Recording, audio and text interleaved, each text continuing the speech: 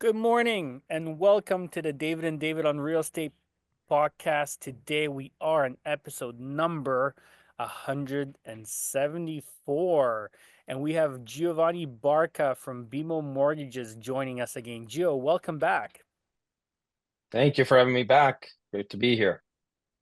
Well, great to have you, Gio. Last episode, we talked about your role as in BMO and getting pre-approvals and firm approvals done for clients, make sure the transactions close. But Gio, David Gorski knows you better than I do, but I've known you enough to that I think I could properly describe you as a man of the world. And we have some other interesting things to talk to you about today, and I think you're one of the most qualified people to talk about some of the things that we want to ask you today. Sure, let's give it a crack. Why not? Yeah, so there's this topic out there where, female realtors in the workplace. And it's difficult. It's difficult to be an ambitious, attractive woman in the marketplace and really trying to make your name out there. And I know that your wife is a realtor as well, and you've expressed concerns and you've confided in me in certain situations. And I think it's a topic that, as an industry, we have to discuss a little bit more openly because it's difficult out there and it's difficult for the female realtors as well. And I can't imagine, building your business and trying to be ambitious out there and going out and putting your mark on some of these situations, but having to face, some difficult situations out there. So I wanted to bring you into this conversation and just, really open it up, and see if we can, dive into this topic a little bit. That's a really good topic, and yes, I I have quite a bit of experience in that section. So sure, let's fire away. So where do you see the difficulty in sort of, being a female realtor out there in the marketplace today? I think just the environment keeps evolving in where accessibility has become very easy. And female realtors, they are now becoming very accessible. And Anybody can really reach out to any one of them with good or not good intentions, and and have access. So what my personal experience has been is not to limit, but to gatekeep, and stay at a safe distance, and make sure my wife is safe, because that is my number one concern. That she could be doing an open house on her own. I don't know who plans on going walking in there with what intention, and she could be in a situation where she is alone with somebody with bad intention. Um, what's what's been working very well for me is the fact that if she is doing an open house, well, guess what? I am her mortgage specialist, who's sitting in there, talking to people about mortgage pre-approvals. I spend enough time in the gym to look somewhat um, aggressive if it comes down to it. But it just providing that additional level of safety and security while doing my job. Um, so I so I think it's really important that I don't want female realtors need to be out there, and they need to be aware, and be prepared for every scenario. As I mentioned in the last podcast, I come from a long background of risk management, risk mitigation, and I look at the world with these lenses of what could happen and what could I do now to prevent it from happening. So that's exactly what I do when it comes to my wife being a realtor and being an attractive woman out there. I look at things and I put things in place. And whether if it's not me being there, I make sure someone is there with her, or that she is in an environment where she's not alone and vulnerable. Um, and I think every female out there, female realtor, should be doing the same thing. I think the same can be said about, male realtors too. I think, Yes. realtors in general really put themselves out there on social media. They Mhm. have to look their best, right? They have to constantly evolve their network.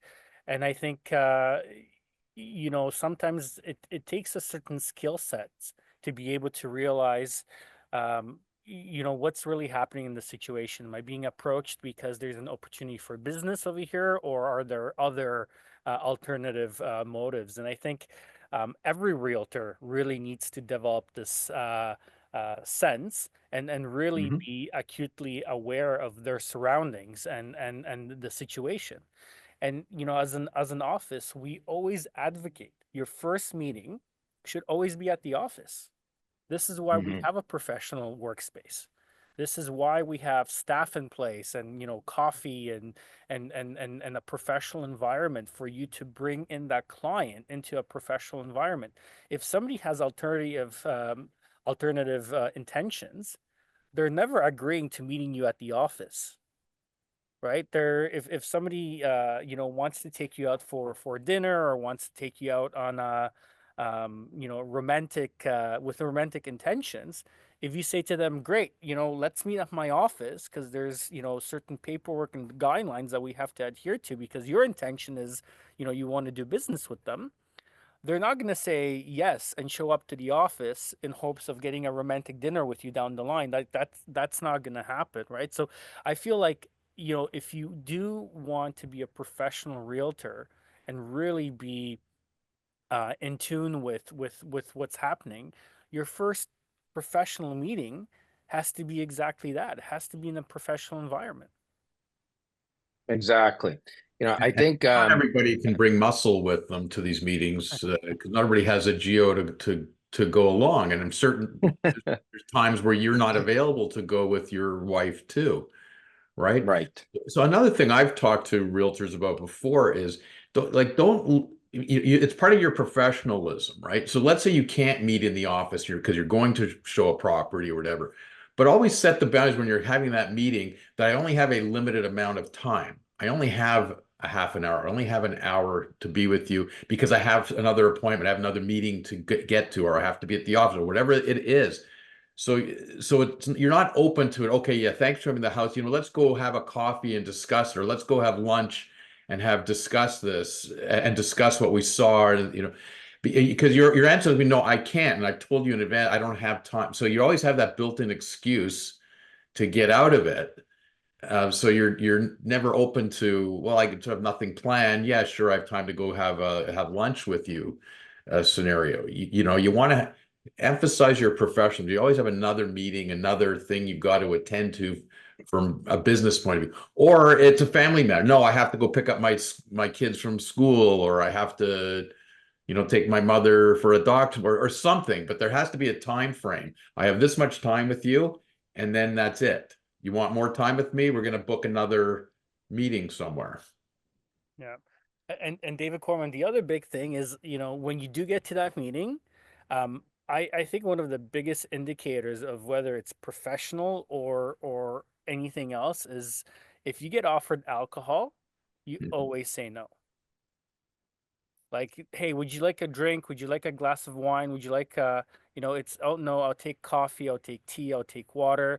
Right. If you're a professional in the room, that's the number one indicator of what your true intentions are in that meeting. And I know realtors always want to build relationships, but there's the right way and the wrong way of trying to build those relationships.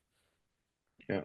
And I think I kind of touched on earlier, as far as accessibility. There's a lot of realtors out there, male or female, and we're all competing for the same business, and we all want to be the most liked, the most approachable, the most accessible. And I think that's where, we open up ourselves to that risk. We're chasing that deal, and it almost becomes like, I want to win that deal no matter what. Um, and where it becomes extremely sensitive is where, we lose the ability to put boundaries around professionalism and non-professionalism. um it's, those lines need to be drawn, and they have to be firm, um especially when you're dealing with new clients. If it's a repeat client, you've known them for 5, 10 years, that line can be moved. I have clients who, yeah, I'll invite them out for dinner. We don't really have a personal relationship, but I've known them long enough, and I've done enough business with them that I know enough personal information where now, I will move that boundary line, because there is that trust that's been built.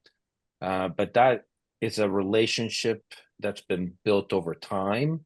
That's a trust level that's been solidified over time, so you could do that. And I think there is, a very difficult stage where new realtors are willing to just have extremely wide boundaries, just to get that deal, just to be successful. And yeah, that is the danger. That is the danger. Yeah, and I'm surprised sometimes by the promotional materials that agents put out there about themselves. Like I had something dropped off at my door a few days ago. I was home working, and then I just went outside to get the mail, and there was something like just an unsolicited cold call that I didn't answer the door, but an agent had been there and left a business card, like one of those big cards, recently sold something in your neighborhood, call me, or since selling, something like that. But her pictures on the cards were like really attractive lady, and Mhm. she's flirting in her cards, in her promotion, like like everybody wants to look good and presentable and everything, but there's a difference between looking professional and looking flirtatious in your own business cards and promotional pamphlets that you put out. And I think people have to be careful. And this applies to males too. Right? Everybody wants to look good and Yes. but there's just a way that some of these things are done when it's like like it's, oh my God, it's not just someone's picture. They're suggesting something else in the way they're presenting themselves, and that's not a good thing. Yeah, David, I want to No, not at address all. that. I want to address that a little bit from the other point of view that sometimes the realtor doesn't think this far ahead, but what is the spouse of the person going to think? Like, let's say that, you brought this pamphlet inside your house and you said, honey, I think we should, call this agent in for a evaluation of our home. What is your wife going to think when you put that pamphlet on the kitchen table and say to your wife, hey, that's the realtor I want to get a second opinion on your home? Now, I bet, any spouse would look at that picture and say, you know what, why don't we call any other realtor other than that realtor right there? Exactly. Because, Exactly. I just don't feel comfortable with that particular person coming. And the fact that you pointed out that you want that person to come to a home evaluation is questionable in and of itself, right? So I think if you go one layer deeper, um you start really understanding that there's two sides to every interaction, and there's another person at the dinner table as well that's going to be making a decision about you coming into their home, and you have to make both partners feel equally comfortable with you being part of that conversation. And if you ignore that other partner in your marketing material, then who are you only attracting, right? And is that the Exactly. attention that you want? Right. It- I when I first started in sales, my VP at the time said, do you know how to go out there and get deals? I said, well, no, not really. I've never done it. I mean, I have lawyer friends, then maybe I can ask them. And she said, but who is at the forefront of the transaction? I said, oh, realtor. Great. Start calling realtors, forge a relationship, and take it from there. Well, so that's what I did. I started going on social media. I started friending a lot of realtors. Doesn't matter what they look like. But I did find a trend where, I started looking at really good looking women, and I wasn't sure what they were selling because they were extremely attractive. I mean, it looked like they belonged on a movie set before they were a realtor. Um, so I kind of started shying away from that because at the end of the day, I was building a brand, and my brand was to be a reliable source of financial advice. Um, and really, I don't want to be picked by anybody just based on how I look. Um, so I started becoming more conservative on who do I work with and who would represent my brand well. And I was looking for somebody who was extremely professionally looking, well put together. And the message was clearly, I am a realtor. I sell real estate. I know the real estate business, and that was it. If they were attractive, that was a secondary thing, not the first thing that I saw. Um, it could, and I think that to me personally said, I'm a real estate professional. I don't belong on a movie set before selling real estate. Um, and at the end of the day, that brings comfort to whoever the prospect is, um, to want to work with you because Gorski, as you mentioned, the wife is going to think the same way. Why are you calling this lady? What is she selling based on what I'm looking at here? And David Corman, just like you saw on that, you didn't even speak to her, but you just looked at a flyer and you thought, well, this woman's flirting with me. I had to throw out that flyer. I felt I had to throw it out before my wife got home. And I've been married for 44 years, and but it was threatening. It was so provocative, and it was like she's selling real estate. It looked like, she's selling lingerie. Oh, Yeah, yeah, and Drew, I think you just proved our whole point, right? It's like, um, when you have to go through the process in marketing of identifying your ideal client, part of that process is to identify, how you're going to reach them, how you're going to influence them, what your brand is going to say, and that's the whole complete package, right? And I think right. it's a mistake to, in sales, to rely on your looks to be the first point of contact. I think it's a big mistake because you're attracting the wrong type of client then. Well, I can Exactly. honestly tell you guys, it's funny that it's three guys talking about this topic. We probably need a female perspective on this, but I've been practicing law for 40 years. And yes, I started when I was two.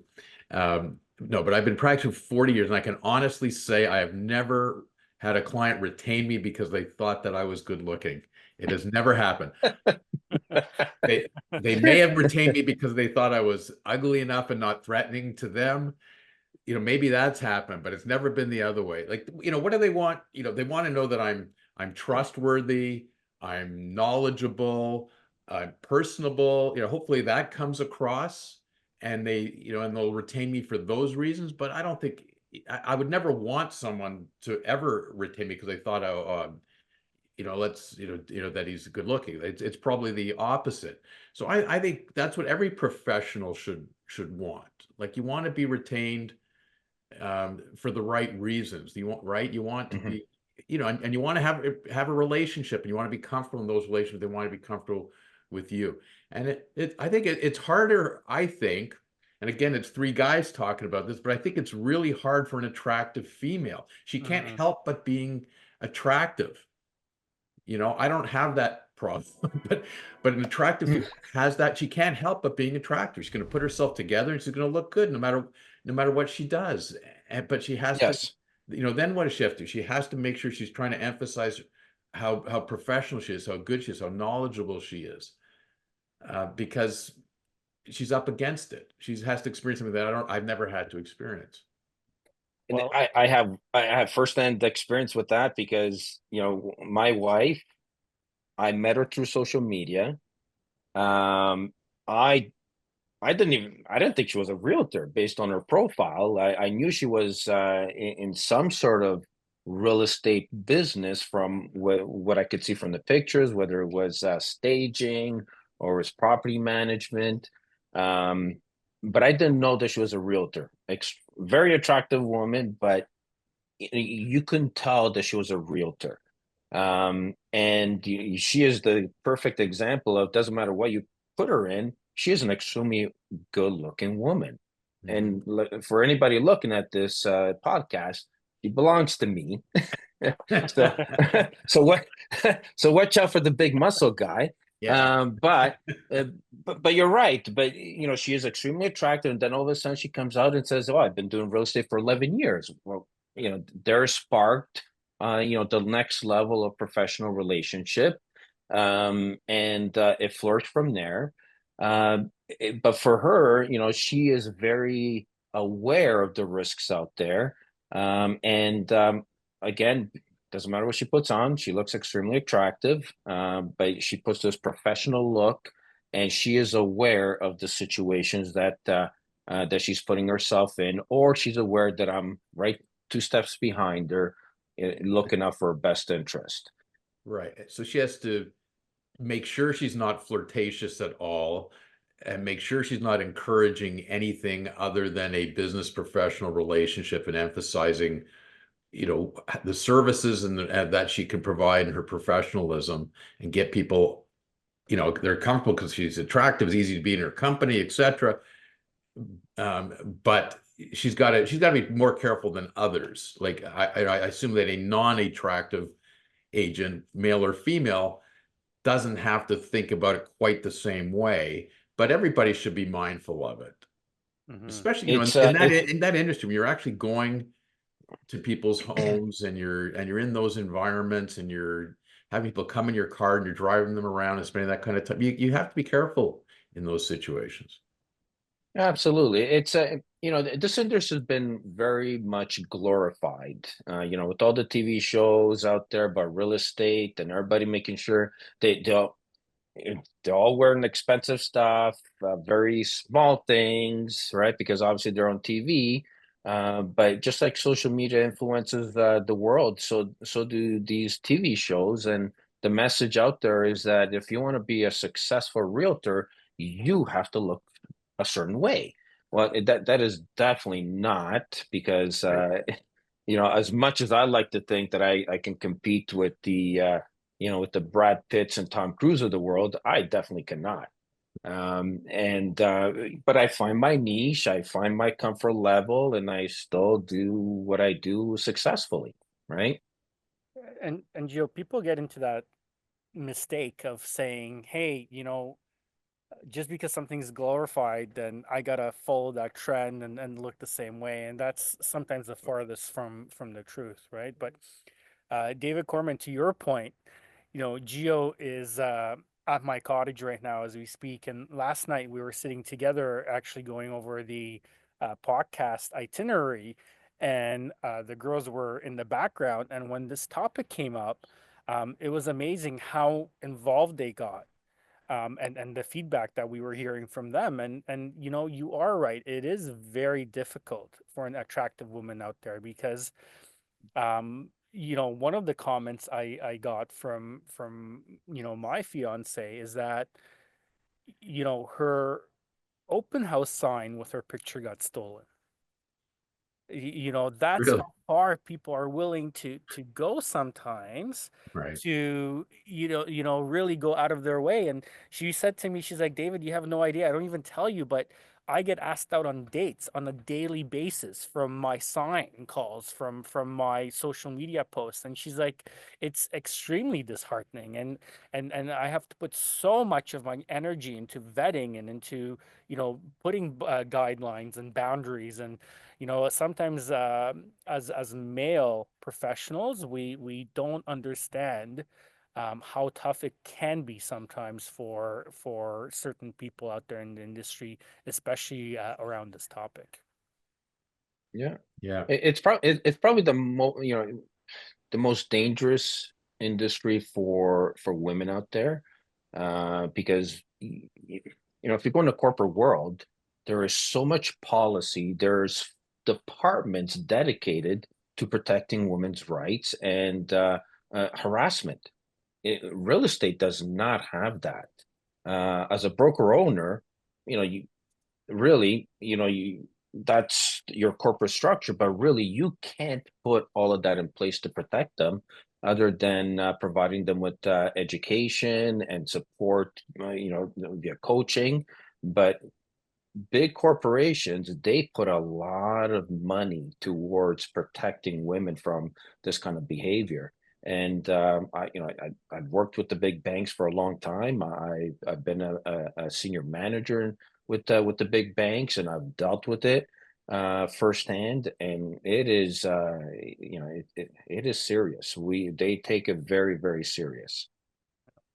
Well, Yeah, listen, and I if think you're attractive women inherently have like people just think they're the luckiest people in the world, but it goes both ways. Like we've experienced it in our office where we've had attractive female lawyers, we've had attractive female clerks, people in accounting, and and they're thought of negatively by some of the other staff. They're disrespected. We've had articling students there, and we've had a couple of that happened to be attractive ladies, and they were totally disrespected by the other staff because they would make an assumption they've only gotten as far in life as they have because they're good looking. And you hear comments like that, and it's terrible. It's absolutely Mm-hmm. terrible, and nobody should have to go through that. And sometimes we don't realize that the attractive people have to deal with those type of issues. We think, oh, attractive, so lucky you're attractive, and you get everybody would be welcoming to you, but sometimes it works the exact opposite, that people don't want to be with them and don't respect them because they think they're only getting through life because they happen to be naturally attractive. Hmm. Yeah, someone once said to me, knowing how I am and my protective character, they said to me, you would have a hard time dating a movie star. And I said, absolutely. I wouldn't even try dating one because it just the environment they're in goes against all my ingrained behaviors and beliefs. But I know it's part of their life. It's normal for them, but the stress that them and their partner have to go through, they have to hire security to protect themselves from this kind of behavior. Is it if it wasn't the problem, you wouldn't need to hire security, right? So if you look at it that way, the danger is out there. It's glorified because you see them on TV, you see them being successful stars. They're beautiful. They have all the great things in life, but there's 10 security guards around them at any time to protect them from what we're trying to talk about here today with females in real estate. Mm. Well, I think the first step is always education, and it's education on both sides of the coin. So I think is a great topic, and if you're listening and you've gotten this far in this episode, we want to hear your story. Share your story with us. If you're a professional out there and you've been, you've experienced some sort of a negative interaction as a result of looks or marketing, we want to hear from you.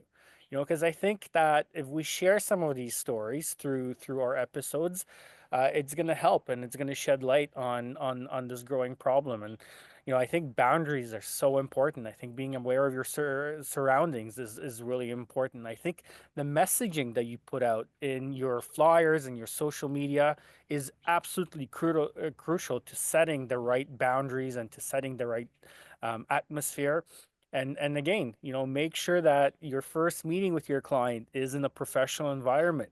Make yourself scarce, have other appointments like David Corman alluded to. And I think, if you do have to take one of your first meetings and you're building that relationship at the beginning, then, don't drink alcohol with your clients. Say no, have a tea, have a coffee, have water, and maintain that professionalism at all times and ask a million questions and don't put yourself into any situations that, have a tendency to go south really quickly. Gio, what a great episode. Thank you for joining us. And, difficult subject, but I think it's such an important subject to really talk about in the sales space. It is. It is. If I can drive anything, right to the point here is, be safe. Think of everything. If it looks too good to be true, chances are it is. I didn't come up with that. It's someone else came up with the saying a very long time ago.